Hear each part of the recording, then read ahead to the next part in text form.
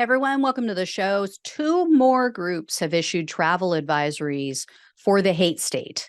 As I shared with you guys recently, the Florida chapter of the NAACP issued a travel advisory. They were warning Black people that it's not safe to travel to or reside in the state of Florida. And now an equal rights organization and an immigrant group has done the same. So this is really stunning. I have never seen this. Equality Florida says that they issue their warning, quote, after passage of laws that are hostile to the LGBTQ plus community, restrict access to reproductive health care, repeal gun safety laws, and allow untrained, unpermitted carry, and foment racial prejudice. The advisory states, quote, Florida has recently adopted a slate of hateful laws and is fast-tracking additional measures that directly target the rights of LGBTQ plus individuals and basic freedoms broadly. Already, those policies have led to Florida parents to consider relocating prospective students to cross-Florida colleges and universities off their lists, events and conferences to cancel future gatherings, and the United States military to offer redeployment for service members whose families are now unsafe in the state. But this is what DeSantis, or DeSatan as I call him, believes is a great model for the entire country. Yeah, and his big money donors agree. So the co-founder and executive director of Equality Florida is a woman named Nadine Smith. She told news outlets that their group has spent decades trying to rehab Florida's image as an inclusive state, but she said that people just don't feel safe or welcome in the state now.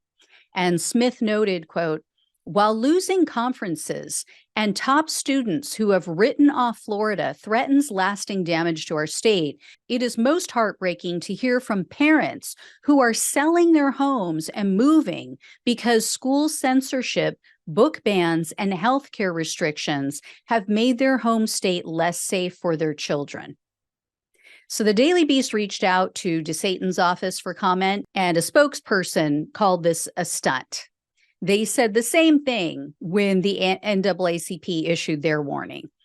But in addition to Equality Florida and the NAACP, there's another organization called Florida Immigrant Coalition. They also now have issued a travel advisory. This is a group that has 65 organizations under its umbrella. They have over 100 ally groups as well. So here's some of what I found on their travel advisory page of their website. For those just listening to the podcast, the first screenshot states, quote, traveling to Florida is dangerous. Know the risks, know your rights, protect yourself. The second screenshot I captured outlines various risks inherent in Florida. So there's drop-down menus where people can read more about each of these concerns. And they include things like unconstitutional legislation, racial profiling, and assaults on medical freedom. And it warns that you should consult an attorney before traveling to the state of Florida. That is unbelievable. Further down on their page, it urges immigrants to memorize the phone number of an attorney and to also have a safety plan in place before you travel to the state. And then this is, I think, the most chilling part of their page. It's a map showing that every single Florida county is dangerous. So again, for those listening in, there's a key in the bottom of this map, and it notes that areas marked in red are high risk. The entire state is colored in red. And then it states, quote, high risk. Every county in Florida represents a high risk of unlawful detainment and potential family separation. And then there's pictures of handcuffs in certain counties on the map. And the image shows that these are detention centers and holding cells. Truly unbelievable that this is America. I think that it might take a while for the effects to be felt of this extremism taking over the state of Florida, but it will come. You know, all we have to do is look at all of the radical right extremists' other ploys. They try to dominate markets and they just fail miserably. They just face plant. They make such fools of themselves. It's so embarrassing. You guys remember the Freedom Phone? Do you remember the Cucks box? You probably don't. I mean, I've talked about the Freedom Phone here before, but you probably don't remember them because they never took over any significant market share. They were even promoted and pushed by high-profile, right-wing, quote-unquote, celebrities. Like people like Candace Owens was pushing things like this.